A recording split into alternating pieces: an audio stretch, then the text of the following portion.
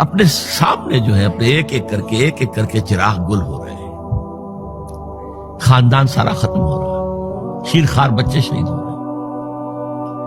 وہ تو ایک بچہ بیمار تھا، حضرت علی بن حسین زین العابدین رحمت اللہ علیہ، وہ بچا ہے۔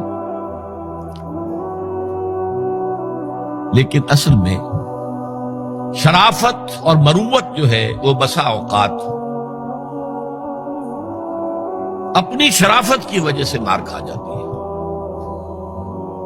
حضرت حسین سے میرے نزدیک یہ ایک اسٹریٹجک مسٹیک ہوئی کہ جب کوفیوں کا لشکر سامنے تھا تو وہاں کھڑے ہو کر ایک ایک کا نام لے گا، فلاں ابن فلاں کیا تم نے مجھے خط نہیں لکھا تھا؟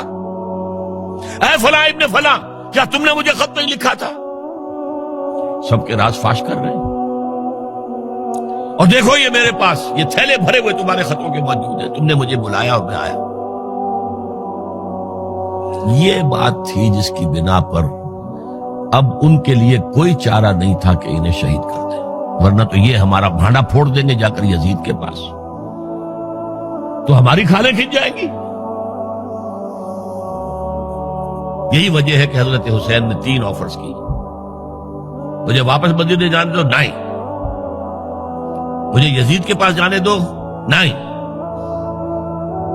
مجھے کہیں اسلامی سرحد پر بھیج دو، میں وہاں پر کافروں سے جنگ کرتے ہوئے زندگی ختم کر لوں، نہیں، ہیئر اینڈ ناؤ بیٹھ کرو۔